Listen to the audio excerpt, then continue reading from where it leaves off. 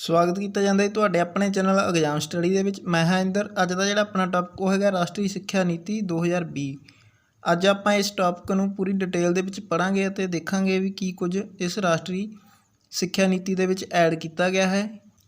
ਇਸ ਟੌਪਿਕ ਵਿੱਚੋਂ ਆਉਣ ਵਾਲੇ ਪੇਪਰਾਂ ਦੇ ਵਿੱਚ ਪ੍ਰਸ਼ਨ ਦੇਖਣ ਨੂੰ ਮਿਲ ਸਕਦੇ ਨੇ, ਇਸ ਲਈ ਇਸ ਟੌਪਿਕ ਨੂੰ ਪੂਰੇ ਧਿਆਨ ਦੇ ਨਾਲ ਸਮਝ ਲੈਣਾ। ਤਾਂ ਚਲੋ ਵੀਡੀਓ ਸ਼ੁਰੂ ਕਰਦੇ ਹਾਂ ਜੀ। ਕੇਂਦਰ ਸਰਕਾਰ ਨੇ ਰਾਸ਼ਟਰੀ ਸਿੱਖਿਆ ਨੀਤੀ 2020 ਨੈਸ਼ਨਲ ਐਜੂਕੇਸ਼ਨ ਪਾਲਿਸੀ 2020 ਨੂੰ ਮਨਜ਼ੂਰੀ ਦੇ ਦਿੱਤੀ ਹੈ।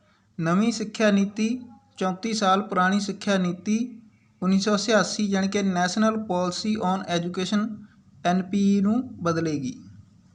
ਹੁਣ ਗੱਲ ਕਰਦੇ ਹਾਂਗੇ ਇਸ ਰਾਸ਼ਟਰੀ ਸਿੱਖਿਆ ਨੀਤੀ ਦੇ ਪ੍ਰਮੁੱਖ ਬਿੰਦੂਆਂ ਦੇ ਬਾਰੇ। ਸਭ ਤੋਂ ਪਹਿਲਾਂ ਗੱਲ ਕਰਦੇ ਹਾਂਗੇ ਰਾਸ਼ਟਰੀ ਸਿੱਖਿਆ ਨੀਤੀ 2020 ਵਿੱਚ ਸਿੱਖਿਆ ਦੀ ਪਹੁੰਚ, ਸਮਾਨਤਾ, ਗੁਣਵੱਤਾ ਅਤੇ ਲਾਭਕਾਰੀ ਅਤੇ ਉੱਤਰਦਾਈ ਵਰਗੇ ਮੁੱਦਿਆਂ 'ਤੇ ਵਿਸ਼ੇਸ਼ ਧਿਆਨ ਦਿੱਤਾ ਗਿਆ ਹੈ। ਅੱਗੇ ਦੇਖਦੇ ਹਾਂ। ਨਵੀਂ ਸਿੱਖਿਆ ਨੀਤੀ ਦੇ ਨਿਰਮਾਣ ਦੇ ਲਈ ਜੂਨ 2017 ਦੇ ਵਿੱਚ ਪੂਰਵ ਇਸਰੋ ਪ੍ਰਮੁੱਖ ਡਾਕਟਰ ਕੇ ਕਸਤੂਰੀ ਰੰਗਨ ਦੀ ਅਗਵਾਈ ਹੇਠ ਇੱਕ ਕਮੇਟੀ ਦਾ ਗਠਨ ਕੀਤਾ ਗਿਆ ਸੀ। ਇਸ ਕਮੇਟੀ ਨੇ ਮਈ 2019 ਵਿੱਚ ਰਾਸ਼ਟਰੀ ਸਿੱਖਿਆ ਨੀਤੀ ਦੀ ਰੂਪਰੇਖਾ ਜਿਹੜੀ ਉਹ ਤਿਆਰ ਕੀਤੀ ਸੀ। ਇੱਥੇ ਇਹ ਗੱਲ ਯਾਦ ਰੱਖਣਯੋਗ ਆ ਵੀ ਜਿਹੜੀ ਨਵੀਂ ਸਿੱਖਿਆ ਨੀਤੀ ਦੇ ਨਿਰਮਾਣ ਦੇ ਲਈ 2017 ਦੇ ਵਿੱਚ ਜਿਹੜੀ ਕਮੇਟੀ ਬਣਾਈ ਗਈ ਸੀ ਤਾਂ ਉਸ ਦੇ ਜਿਹੜੇ ਪ੍ਰਮੁੱਖ ਕੌਣ ਸੀਗੇ, ਉਹ ਸੀਗੇ ਡਾਕਟਰ ਕੇ ਕਸਤੂਰੀ ਰੰਗਨ, ਜਿਹੜੇ ਕਿ ਪੂਰਵ ਇਸਰੋ ਦੇ ਪ੍ਰਮੁੱਖ ਸਨ। ਅਤੇ ਇਸ ਕਮੇਟੀ ਦੀ ਜਿਹੜੀ ਰੂਪਰੇਖਾ ਵਾ ਉਹ 2019 ਦੇ ਵਿੱਚ ਤਿਆਰ ਹੋ ਗਈ ਸੀਗੀ। ਇਸ ਨਵੀਂ ਸਿੱਖਿਆ ਨੀਤੀ ਨੂੰ ਬਣਾਉਣ ਦੇ ਲਈ ਬਹੁਤ ਵੱਡੇ ਪੱਧਰ 'ਤੇ ਪੰਚਾਇਤਾਂ ਅਤੇ ਹੋਰ ਅਦਾਰਿਆਂ ਦੇ ਨਾਲ ਵਿਚਾਰ ਵਟਾਂਦਰਾ ਅਤੇ ਰਾਏ ਦੇ ਨਾਲ ਹੀ ਜਿਹੜਾ ਹੈਗਾ ਇਸ ਨੂੰ ਤਿਆਰ ਕੀਤਾ ਗਿਆ ਹੈ। ਇਹ ਨਵੀਂ ਸਿੱਖਿਆ ਨੀਤੀ ਆਜ਼ਾਦ ਭਾਰਤ ਦੀ ਅਜਿਹੀ ਪਹਿਲੀ ਨੀਤੀ ਹੈ ਜਿਸ ਨੂੰ ਇੰਨੇ ਵੱਡੇ ਪੱਧਰ ਦੇ ਉੱਤੇ ਪੰਚਾਇਤਾਂ ਅਤੇ ਹੋਰ ਅਦਾਰਿਆਂ ਦੇ ਨਾਲ ਵਿਚਾਰ ਵਟਾਂਦਰਾ ਅਤੇ ਰਾਏ ਦੇ ਨਾਲ ਹੀ ਤਿਆਰ ਕੀਤਾ ਗਿਆ ਹੈ। ਅੱਗੇ ਦੇਖਦੇ ਹਾਂ। ਰਾਸ਼ਟਰੀ ਸਿੱਖਿਆ ਨੀਤੀ 2020 ਸਾਲ 1968 ਅਤੇ ਸਾਲ 1986 ਦੇ ਬਾਅਦ ਸੁਤੰਤਰ ਭਾਰਤ ਦੀ ਤੀਜੀ ਸਿੱਖਿਆ ਨੀਤੀ ਹੋਵੇਗੀ। ਜਾਣੀ ਕਿ ਇਸ ਤੋਂ ਪਹਿਲਾਂ ਜਿਹੜੀਆਂ ਦੋ ਨੀਤੀਆਂ ਸੀਗੀਆਂ ਉਹ ਕਿਹੜੀਆਂ ਸੀਗੀਆਂ? ਇੱਕ ਸੀਗੀ 1968 ਦੀ ਨੀਤੀ ਅਤੇ ਦੂਜੀ ਸੀਗੀ 1986 ਦੀ ਨੀਤੀ। ਇਹਨਾਂ ਨੀਤੀਆਂ ਤੋਂ ਬਾਅਦ ਜਿਹੜੀ ਤੀਜੀ ਨਵੀਂ ਨੀਤੀ ਹੈਗੀ ਉਹ ਹੈਗੀ 2020 ਵਾਲੀ।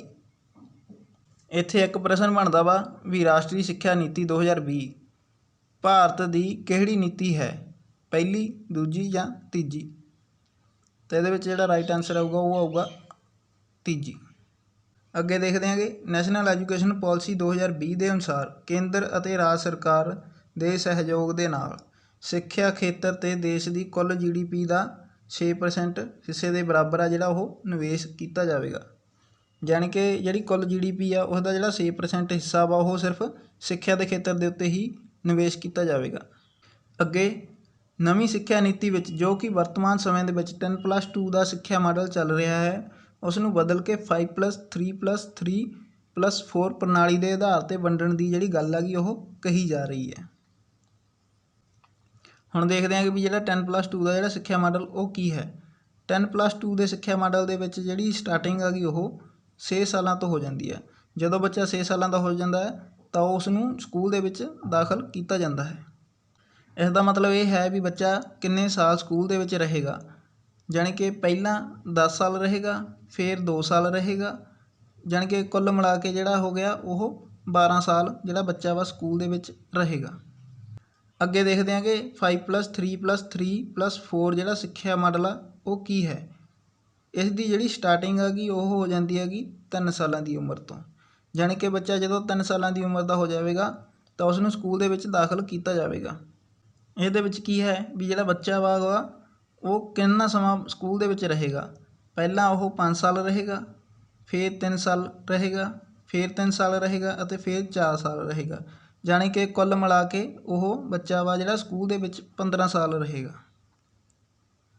ਹੁਣ ਦੇਖਦੇ ਹਾਂ ਕਿ ਜਿਹੜਾ 5+3+3+4 ਜਿਹੜਾ ਸਿੱਖਿਆ ਮਾਡਲ ਆ ਉਹ ਕਿਵੇਂ ਕੰਮ ਕਰਦਾ ਹੈ। ਤਾਂ ਇਸ ਦੇ ਵਿੱਚ ਪਹਿਲੀ ਸਟੇਜ ਆ ਜਾਂਦੀ ਹੈ ਕਿ ਜਿਹੜੀ ਫਾਊਂਡੇਸ਼ਨ ਸਟੇਜ ਜਿਸ ਨੂੰ ਕਿਹਾ ਜਾਂਦਾ ਵਾ, ਜਿਹੜੀ ਕਿ 5 ਸਾਲਾਂ ਦੀ ਹੁੰਦੀ ਹੈ।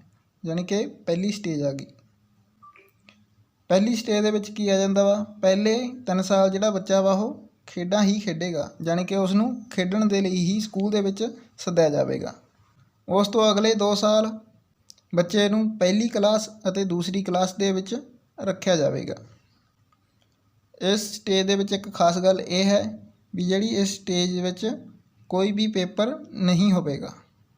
ਨੰਬਰ 2 'ਤੇ ਆ ਜਾਂਦੀ ਹੈ ਜੀ ਪ੍ਰੀਪਰੇਟਰੀ ਸਟੇਜ, ਜਿਹੜੀ ਕਿ 3 ਸਾਲ ਦੀ ਹੋਵੇਗੀ।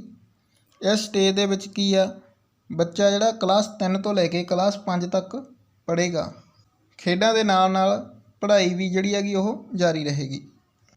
ਇਸ ਸਟੇਜ ਦੇ ਵਿੱਚ ਇੱਕ ਖਾਸ ਗੱਲ ਹੈ ਵੀ ਬੱਚਾ ਕੋਈ ਵੀ ਭਾਸ਼ਾ ਚੁਣ ਸਕਦਾ ਵਾ, ਚਾਹੇ ਉਹ ਮਾਤ ਭਾਸ਼ਾ ਨੂੰ ਚੁਣ ਸਕਦਾ ਵਾ, ਚਾਹੇ ਉਹ ਰਾਸ਼ਟਰੀ ਭਾਸ਼ਾ ਨੂੰ ਚੁਣ ਸਕਦਾ। ਕਿਸੇ ਵੀ ਇੱਕ ਭਾਸ਼ਾ ਨੂੰ ਚੁਣ ਕੇ ਉਹ ਜਿਹੜੀ ਪੜ੍ਹਾਈ ਹੈਗੀ ਉਹ ਪੂਰੀ ਕਰ ਸਕਦਾ ਵਾ। ਜਿਹੜੀ ਕਿ ਦੂਜੀ ਪ੍ਰੀਪਰੇਟਰੀ ਸਟੇਜ ਹੈ, ਇਸ ਸਟੇਜ ਦੇ ਵਿੱਚ ਹੀ ਜਿਹੜੇ ਪੇਪਰ ਲਏ ਜਾਣਗੇ, ਯਾਨੀ ਕਿ ਇਹ ਸਟੇਜ ਦੇ ਵਿੱਚ ਜਿਹੜਾ ਐਗਜ਼ਾਮ ਹੈਗਾ ਉਹ ਹੋਵੇਗਾ ਜੀ। ਤੀਜੀ ਸਟੇਜ ਆ ਜਾਂਦੀ ਹੈ ਜੀ ਆਪਣੇ ਕੋਲ ਮਿਡਲ ਸਟੇਜ, ਜਿਹੜੀ ਕਿ 3 ਸਾਲ ਦੀ ਹੋਵੇਗੀ।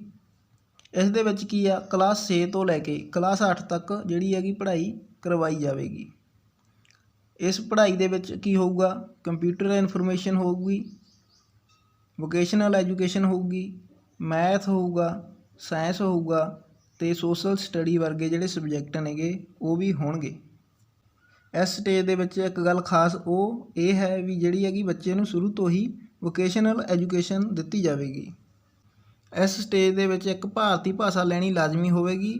ਉਹ ਭਾਸ਼ਾ ਭਾਵੇਂ ਕੋਈ ਵੀ ਹੋ ਸਕਦੀ ਹੈ, ਯਾਨੀ ਕਿ ਮਾਨਤਾ ਪ੍ਰਾਪਤ ਜਿੰਨੀਆਂ ਭਾਸ਼ਾਵਾਂ ਨੇ ਭਾਰਤ ਦੇ ਵਿੱਚ, ਉਹਨਾਂ ਦੇ ਵਿੱਚੋਂ ਇੱਕ ਭਾਸ਼ਾ ਦੇ ਵਿੱਚ ਬੱਚਾ ਪੜ੍ਹ ਸਕਦਾ ਵਾ, ਯਾਨੀ ਕਿ ਇੱਕ ਭਾਸ਼ਾ ਵਾ ਜਿਹੜੀ ਉਹ ਮਿਡਲ ਸਟੇਜ ਦੇ ਵਿੱਚ 6ਵੀਂ ਤੋਂ ਲੈ ਕੇ 8ਵੀਂ ਕਲਾਸ ਤੱਕ ਲੈ ਸਕਦਾ ਵਾ। ਅੱਗੇ ਆ ਜਾਂਦੀ ਹੈ ਜੀ ਨੰਬਰ 4 'ਤੇ ਸੈਕੰਡਰੀ ਸਟੇਜ, ਜਿਹੜੀ ਕਿ 4 ਸਾਲ ਦੀ ਹੋਵੇਗੀ। ਇਸ ਸਟੇਜ ਦੇ ਵਿੱਚ ਕਲਾਸ 9 ਤੋਂ ਲੈ ਕੇ ਕਲਾਸ 12 ਤੱਕ ਦੀ ਜਿਹੜੀ ਪੜ੍ਹਾਈ ਹੈਗੀ ਉਹ ਕਰਵਾਈ ਜਾਵੇਗੀ। ਇਸ ਸਟੇਜ ਦੇ ਵਿੱਚ ਕੁਝ ਖਾਸ ਗੱਲਾਂ ਨੇ, ਉਹ ਇਹ ਹਨ ਵੀ ਇਸ ਸਟੇਜ ਦੇ ਵਿੱਚ ਨੋ ਸਟਰੀਮ ਹੋਵੇਗੀ, ਮਤਲਬ ਕੋਈ ਵੀ ਜਿਹੜੀ ਹੈਗੀ ਸਟਰੀਮ ਨਹੀਂ ਹੋਵੇਗੀ, ਉਸ ਨੂੰ ਖ਼ਤਮ ਕਰ ਦਿੱਤਾ ਗਿਆ ਹੈ। ਵੀ ਨਾ ਤਾਂ ਕੋਈ ਜਿਹੜਾ ਬੱਚਾ ਵਾ ਇਹ ਕਹਿ ਸਕਦਾ ਵੀ ਮੈਂ ਆਰਟਸ ਕਰਦਾ, ਨਾ ਕੋਈ ਇਹ ਬੱਚਾ ਕਹਿ ਸਕਦਾ ਵਾ ਵੀ ਮੈਂ ਸਾਇੰਸ ਦਾ ਸਟੂਡੈਂਟ ਆ। ਇਹ ਚੀਜ਼ਾਂ ਨੂੰ ਜਿਹੜਾ ਸਰਕਾਰ ਨੇ ਖ਼ਤਮ ਕਰ ਦਿੱਤਾ ਹੈ। ਮਲਟੀਪਲ ਸਬਜੈਕਟ, ਇਸ ਦੇ ਵਿੱਚ ਕੀ ਆ ਵੀ ਬੱਚਾ ਜਿਹੜਾ ਵਾ ਕੋਈ ਵੀ ਸਬਜੈਕਟ ਹੈਗਾ ਉਹ ਚੁਣ ਸਕਦਾ ਵਾ, ਚਾਹੇ ਉਹ ਸਬਜੈਕਟ ਸਾਇੰਸ ਨਾਲ ਰਿਲੇਟਡ ਹੋਵੇ, ਚਾਹੇ ਉਹ ਸਬਜੈਕਟ ਆਰਟਸ ਦੇ ਨਾਲ ਰਿਲੇਟਡ ਹੋਵੇ। ਕ੍ਰਿਟੀਕਲ ਥਿੰਕਿੰਗ, ਇਸ ਸਟੇਜ ਦੇ ਵਿੱਚ ਬੱਚੇ ਦੀ ਕ੍ਰਿਟੀਕਲ ਥਿੰਕਿੰਗ ਦੇ ਉੱਤੇ ਹੀ ਜ਼ੋਰ ਦਿੱਤਾ ਗਿਆ ਹੈ ਤਾਂ ਜੋ ਬੱਚਾ ਲੌਜੀਕ ਲਾ ਸਕੇ ਅਤੇ ਆਪਣੀ ਜਿਹੜੀ ਤਰਕ ਅਤੇ ਬੁੱਧੀ ਦਾ ਜਿਹੜਾ ਵਿਕਾਸ ਹੈਗਾ ਉਹ ਕਰ ਸਕੇ। ਅੱਗੇ ਪੇਪਰ ਜਿਹੜੇ ਹੋਣਗੇ ਉਹ ਸਮੈਸਟਰ ਦੇ ਤੌਰ 'ਤੇ ਹੀ ਹੋਣਗੇ, ਯਾਨੀ ਕਿ ਜਿਹੜਾ 9ਵੀਂ ਤੋਂ ਲੈ ਕੇ 12 ਤੱਕ ਦੀਆਂ ਜਿਹੜੀਆਂ ਕਲਾਸਾਂ ਹੈਗੀਆਂ ਉਹਨਾਂ ਦੇ ਜਿਹੜੇ ਪੇਪਰ ਹੋਇਆ ਕਰਨਗੇ ਉਹ ਹੋਇਆ ਕਰਨਗੇ ਸਮੈਸਟਰ ਦੇ ਤੌਰ 'ਤੇ, ਯਾਨੀ ਕਿ ਸਾਲ ਦੇ ਵਿੱਚ 2 ਗੇੜ ਜਿਹੜੇ ਪੇਪਰ ਹੋਣੇ ਲਾਜ਼ਮੀ ਹੋ ਜਾਣਗੇ। ਇਸ ਸਟੇਜ ਦੇ ਵਿੱਚ ਇੱਕ ਗੱਲ ਹੋਰ ਆ ਜਿਹੜੀ ਉਹ ਖਾਸ, ਉਹ ਇਹ ਹੈ ਵੀ ਵਿਦਿਆਰਥੀ ਕੋਈ ਵੀ ਵਿਦੇਸ਼ੀ ਭਾਸ਼ਾ ਲੈ ਸਕਦੇ ਹਨ। ਭਾਰਤੀ ਭਾਸ਼ਾਵਾਂ ਤੋਂ ਇਲਾਵਾ ਜਿਹੜਾ ਵਿਦਿਆਰਥੀ ਹੈਗਾ ਉਹ 9ਵੀਂ ਕਲਾਸ ਤੋਂ ਲੈ ਕੇ 12ਵੀਂ ਕਲਾਸ ਤੱਕ ਕੋਈ ਵੀ ਜਿਹੜੀ ਵਿਦੇਸ਼ੀ ਭਾਸ਼ਾ ਹੈਗੀ ਉਸ ਨੂੰ ਲੈ ਕੇ ਸਿੱਖ ਸਕਦਾ ਵਾ। ਅੱਗੇ ਨਵੀਂ ਸਿੱਖਿਆ ਨੀਤੀ ਵਿੱਚ ਤਕਨੀਕੀ ਸਿੱਖਿਆ, ਭਾਸ਼ਾਵਾਂ ਦੀਆਂ ਰੁਕਾਵਟਾਂ ਨੂੰ ਦੂਰ ਕਰਨਾ, ਨੇਤਰਹੀਣ ਵਿਦਿਆਰਥੀਆਂ ਦੇ ਲਈ ਸਿੱਖਿਆ ਨੂੰ ਸਰਲ ਕਰਨ ਦੇ ਲਈ ਤਕਨੀਕ ਦੇ ਪ੍ਰਯੋਗ ਦੇ ਉੱਤੇ ਬਲ ਦਿੱਤਾ ਗਿਆ ਹੈ। ਇਸ ਸਿੱਖਿਆ ਨੀਤੀ ਵਿੱਚ ਵਿਦਿਆਰਥੀਆਂ ਦੀ ਰਚਨਾਤਮਕ ਸੋਚ, ਪਰਖ ਦੇ ਆਧਾਰਿਤ ਫੈਸਲੇ ਅਤੇ ਨਵੇਂ ਵਿਚਾਰਾਂ ਦੀ ਭਾਵਨਾਵਾਂ ਨੂੰ ਉਤਸ਼ਾਹਿਤ ਕਰਨ ਦੇ ਉੱਤੇ ਹੀ ਬਲ ਦਿੱਤਾ ਗਿਆ ਹੈ, ਯਾਨੀ ਕਿ ਬੱਚੇ ਦੀ ਕ੍ਰਿਟੀਕਲ ਥਿੰਕਿੰਗ ਦੇ ਉੱਤੇ ਹੀ ਜਿਹੜਾ ਜ਼ੋਰ ਦਿੱਤਾ ਗਿਆ ਹੈ। ਅੱਗੇ MHRD ਦੇ ਨਾਂ ਦੇ ਵਿੱਚ ਬਦਲਾਅ, ਕੈਬਨਿਟ ਦੁਆਰਾ ministry of human resource development ਯਾਨੀ ਕਿ MHRD ਦਾ ਨਾਂ ਬਦਲ ਕੇ ਐਜੂਕੇਸ਼ਨ ਮਿਨਿਸਟਰੀ ਯਾਨੀ ਕਿ ਸਿੱਖਿਆ ਮੰਤਰਾਲੇ ਰੱਖਣ ਦੀ ਜਿਹੜੀ ਮਨਜ਼ੂਰੀ ਦੇ ਦਿੱਤੀ ਗਈ ਹੈ, ਯਾਨੀ ਕਿ MHRD ਦਾ ਜਿਹੜਾ ਨਾਂ ਬਦਲ ਕੇ ਉਹ ਐਜੂਕੇਸ਼ਨ ਮਿਨਿਸਟਰੀ ਰੱਖਿਆ ਜਾਵੇਗਾ। ਅੱਗੇ 3 ਸਾਲਾਂ ਤੋਂ 6 ਸਾਲਾਂ ਦੀ ਉਮਰ ਦੇ ਬੱਚਿਆਂ ਲਈ ਆਂਗਣਵਾੜੀ ਅਤੇ ਪ੍ਰੀ ਸਕੂਲਮ ਦੇ ਮਾਧਿਅਮ ਰਾਹੀਂ ਮੁਫਤ ਸੁਰੱਖਿਅਤ ਅਤੇ ਗੁਣਵੱਤਾ ਯਾਨੀ ਕਿ early childhood care and education ਨੂੰ ਨਿਰਧਾਰਿਤ ਕੀਤਾ ਜਾਵੇਗਾ। ਅੱਗੇ ਨੈਸ਼ਨਲ ਐਜੂਕੇਸ਼ਨ ਪਾਲਿਸੀ ਵਿੱਚ MHRD ਦੁਆਰਾ ਬੁਨਿਆਦੀ ਸਾਖਰਤਾ ਅਤੇ ਸੰਖਿਆਤਮਕ ਗਿਆਨ ਦੇ ਲਈ ਇੱਕ ਰਾਸ਼ਟਰੀ ਮਿਸ਼ਨ, ਜਿਸ ਨੂੰ national mission on foundation literacy and numeracy ਦੀ ਜਿਹੜੀ ਸਥਾਪਨਾ ਦੀ ਮੰਗ ਕੀਤੀ ਗਈ ਹੈ। ਨੈਸ਼ਨਲ ਐਜੂਕੇਸ਼ਨ ਪਾਲਿਸੀ ਦੇ ਅਨੁਸਾਰ ਭਾਰਤੀ ਭਾਸ਼ਾਵਾਂ ਦੀ ਸੰਭਾਲ ਅਤੇ ਇਹਨਾਂ ਦੇ ਵਿਕਾਸ ਦੇ ਲਈ Indian institute of translation and interpretation ਦੀ ਸਥਾਪਨਾ ਕੀਤੀ ਜਾਵੇਗੀ, ਜੋ ਕਿ ਫਾਰਸੀ, ਪਾਲੀ ਅਤੇ ਪ੍ਰਾਕ੍ਰਿਤ ਭਾਸ਼ਾਵਾਂ ਦਾ ਵਿਕਾਸ ਕਰੇਗੀ, ਜੋ ਕਿ ਉੱਚ ਸਿੱਖਿਆ ਸਥਾਨਾਂ ਵਿੱਚ ਭਾਸ਼ਾ ਵਿਭਾਗ ਨੂੰ ਮਜ਼ਬੂਤ ਬਣਾਵੇਗੀ। ਅੱਗੇ 6ਵੀਂ ਕਲਾਸ ਤੋਂ ਹੀ ਸਿਲੇਬਸ ਦੇ ਵਿੱਚ ਪੇਸ਼ੇਵਰ ਸਿੱਖਿਆ ਨੂੰ ਸ਼ਾਮਲ ਕੀਤਾ ਜਾਵੇਗਾ ਅਤੇ ਇੰਟਰਨਸ਼ਿਪ ਦਾ ਜਿਹੜਾ ਪ੍ਰਬੰਧ ਹੈਗਾ ਉਹ ਕੀਤਾ ਜਾਵੇਗਾ। ਜਾਣੀ ਕਿ 6ਵੀਂ ਕਲਾਸ ਤੋਂ ਹੀ ਪੇਸ਼ੇਵਰ ਸਿੱਖਿਆ, ਜਿਸ ਨੂੰ ਕਿ ਵੋਕੇਸ਼ਨਲ ਐਜੂਕੇਸ਼ਨ ਕਿਹਾ ਜਾਂਦਾ ਵਾ, ਉਸ ਨੂੰ ਸਕੂਲਾਂ ਦੇ ਸਿਲੇਬਸ ਦੇ ਵਿੱਚ ਲਾਗੂ ਕੀਤਾ ਜਾਵੇਗਾ ਜਾਂ ਸ਼ਾਮਲ ਕੀਤਾ ਜਾਵੇਗਾ। ਅੱਗੇ ਦੇਖਦੇ ਹਾਂਗੇ syllabus. National council of education research and training ਜਾਣੀ ਕਿ NCERT ਦੁਆਰਾ ਸਕੂਲੀ ਸਿੱਖਿਆ ਦੇ ਲਈ ਰਾਸ਼ਟਰੀ ਪਾਠਕ੍ਰਮ, ਜਿਸ ਨੂੰ ਕਿ national curriculum framework for school education ਜਾਣੀ ਕਿ NCFSE 2020-21 ਨੂੰ ਤਿਆਰ ਕੀਤਾ ਜਾਵੇਗਾ। ਅੱਗੇ ਕਲਾਸ 9 ਤੋਂ 12 ਦੇ ਸਕੂਲੀ ਵਿਦਿਆਰਥੀਆਂ ਦੇ ਮੁਲਾਂਕਣ ਦੇ ਲਈ ਪਰਖ ਨਾਂ ਦੇ ਨਵੇਂ ਰਾਸ਼ਟਰੀ ਮੁਲਾਂਕਣ ਕੇਂਦਰ, ਜਿਸ ਨੂੰ ਨੈਸ਼ਨਲ ਅਸੈਸਮੈਂਟ ਸੈਂਟਰ ਕਿਹਾ ਜਾਂਦਾ ਵਾ, ਉਸ ਦੀ ਜਿਹੜੀ ਸਥਾਪਨਾ ਕੀਤੀ ਜਾਵੇਗੀ। ਹੁਣ ਦੇਖਦੇ ਹਾਂ ਕਿ ਰਾਸ਼ਟਰੀ ਸਿੱਖਿਆ ਨੀਤੀ 2020 ਦੇ ਵਿੱਚ ਸਿੱਖਿਆ ਪ੍ਰਣਾਲੀ ਦੇ ਵਿੱਚ ਕਿਹੜੇ ਜਿਹੜੇ ਸੁਧਾਰ ਨੇਗੇ ਉਹ ਕੀਤੇ ਗਏ ਨੇ। ਸਭ ਤੋਂ ਪਹਿਲਾਂ ਗੱਲ ਕਰਦੇ ਹਾਂ ਕਿ ਅਧਿਆਪਕਾਂ ਦੇ ਲਈ ਭਰਤੀ ਲਈ ਪਾਰਦਰਸ਼ੀ ਢੰਗ ਦੀ ਵਰਤੋਂ ਅਤੇ ਸਮੇਂ-ਸਮੇਂ 'ਤੇ ਲਏ ਗਏ ਕੰਮਾਂ ਦੇ ਪ੍ਰਦਰਸ਼ਨ ਦੇ ਨਤੀਜੇ ਦੇ ਆਧਾਰ 'ਤੇ ਹੀ ਜਿਹੜੀ ਪ੍ਰਮੋਸ਼ਨ ਹੈਗੀ ਉਹ ਕੀਤੀ ਜਾਵੇਗੀ। ਜਾਣੀ ਕਿ ਅਧਿਆਪਕਾਂ ਦੁਆਰਾ ਜਿਹੜੇ ਕੰਮ ਕੀਤੇ ਗਏ ਨੇ ਉਹਨਾਂ ਦੇ ਪ੍ਰਦਰਸ਼ਨ ਦੇ ਆਧਾਰ 'ਤੇ ਹੀ ਜਿਹੜੀ ਉਹਨਾਂ ਦੀ ਪ੍ਰਮੋਸ਼ਨ ਹੋਵੇਗੀ। ਅੱਗੇ ਰਾਸ਼ਟਰੀ ਅਧਿਆਪਕ ਸਿੱਖਿਆ ਪਰਿਸ਼ਦ ਸਾਲ 2022 ਤੱਕ ਅਧਿਆਪਕਾਂ ਲਈ national professional standard for teaching ਜਾਣੀ ਕਿ NPST ਦਾ ਵਿਕਾਸ ਹੈਗਾ ਜਿਹੜਾ ਉਹ ਕੀਤਾ ਜਾਵੇਗਾ। ਅੱਗੇ ਰਾਸ਼ਟਰੀ ਅਧਿਆਪਕ ਸਿੱਖਿਆ ਪਰਿਸ਼ਦ ਦੁਆਰਾ NCERT ਦੇ ਸੁਝਾਅ ਦੇ ਆਧਾਰ 'ਤੇ national curriculum framework for teacher education ਜਾਣੀ ਕਿ NCFTE 2021 ਦਾ ਵਿਕਾਸ ਕੀਤਾ ਜਾਵੇਗਾ। ਅੱਗੇ ਸਾਲ 2030 ਤੱਕ ਅਧਿਆਪਕ ਬਣਨ ਲਈ ਘੱਟੋ ਘੱਟ ਯੋਗਤਾ 4 ਸਾਲ ਦੀ ਗ੍ਰੈਜੂਏਸ਼ਨ ਪਲੱਸ B.Ed ਦੀ ਜਿਹੜੀ ਡਿਗਰੀ ਹੋਣੀ ਲਾਜ਼ਮੀ ਹੋਵੇਗੀ। ਹੁਣ ਗੱਲ ਕਰਦੇ ਹਾਂ ਕਿ ਉੱਚ ਸਿੱਖਿਆ ਦੀ। ਨੈਸ਼ਨਲ ਐਜੂਕੇਸ਼ਨ ਪਾਲਿਸੀ 2020 ਦੇ ਅਨੁਸਾਰ ਗ੍ਰੋਸ ਐਨਰੋਲਮੈਂਟ ਰੇਸ਼ੋ ਨੂੰ 26.3% ਤੋਂ ਜਾਣੀ ਕਿ ਜਿਹੜੀ ਕਿ ਸਾਲ 2018 ਦੇ ਵਿੱਚ ਸੀ, ਉਸ ਤੋਂ ਵਧਾ ਕੇ 50% ਤੱਕ ਕਰਨ ਦਾ ਜਿਹੜਾ ਟੀਚਾ ਰੱਖਿਆ ਗਿਆ ਹੈ ਅਤੇ ਇਸ ਦੇ ਨਾਲ ਹੀ ਦੇਸ਼ ਦੇ ਉੱਚ ਸਿੱਖਿਆ ਸਥਾਨਾਂ ਵਿੱਚ 3.5 ਜਿਹੜਾ ਕਰੋੜ ਨਵੀਆਂ ਸੀਟਾਂ ਨੂੰ ਜੋੜਿਆ ਜਾਵੇਗਾ। ਜਾਣੀ ਕਿ ਗ੍ਰੋਸ ਐਨਰੋਲਮੈਂਟ ਰੇਸ਼ੋ ਨੂੰ ਵਧਾਇਆ ਜਾਵੇਗਾ। ਹੁਣ ਗੱਲ ਕਰਦੇ ਹਾਂ ਕਿ ਗ੍ਰੈਜੂਏਸ਼ਨ ਦੀ। ਗ੍ਰੈਜੂਏਸ਼ਨ ਦਾ ਜਿਹੜਾ ਸਮਾਂ ਉਹ ਹੋਵੇਗਾ 4 ਸਾਲ। ਪਹਿਲਾਂ ਦੇ ਸਿਸਟਮ ਵਿੱਚ BA BSc ਅਤੇ BCom ਵਰਗੀਆਂ ਜਿਹੜੀਆਂ ਸਟਰੀਮਾਂ ਸੀਗੀਆਂ ਉਹ ਚੱਲ ਰਹੀਆਂ ਸੀਗੀਆਂ, ਜਿਨ੍ਹਾਂ ਨੂੰ ਕਿ ਖਤਮ ਕਰ ਦਿੱਤਾ ਜਾਵੇਗਾ ਅਤੇ ਜਿਹੜਾ ਗ੍ਰੈਜੂਏਸ਼ਨ ਦੇ ਵਿੱਚ 1 ਸਾਲ ਗੁਜ਼ਾਰੇਗਾ ਤਾਂ ਉਸ ਨੂੰ 1 ਸਾਲ ਦਾ ਜਿਹੜਾ ਸਰਟੀਫਿਕੇਟ ਉਹ ਦਿੱਤਾ ਜਾਵੇਗਾ ਅਤੇ ਜਿਹੜਾ ਗ੍ਰੈਜੂਏਸ਼ਨ ਦੇ ਵਿੱਚ 2 ਸਾਲ ਪੜ੍ਹਾਈ ਕਰੇਗਾ ਉਸ ਨੂੰ ਐਡਵਾਂਸ ਡਿਪਲੋਮਾ ਦਿੱਤਾ ਜਾਵੇਗਾ ਅਤੇ ਜਿਹੜਾ 3 ਸਾਲਾਂ ਦੀ ਗ੍ਰੈਜੂਏਸ਼ਨ ਕਰੇਗਾ ਤਾਂ ਉਸ ਨੂੰ ਡਿਗਰੀ ਦਿੱਤੀ ਜਾਵੇਗੀ। 4 ਸਾਲਾਂ ਦੇ ਗ੍ਰੈਜੂਏਸ਼ਨ ਦੇ ਨਾਲ ਰਿਸਰਚ ਦਾ ਵੀ ਜਿਹੜਾ ਸਰਟੀਫਿਕੇਟ ਹੈਗਾ ਉਹ ਦਿੱਤਾ ਜਾਵੇਗਾ।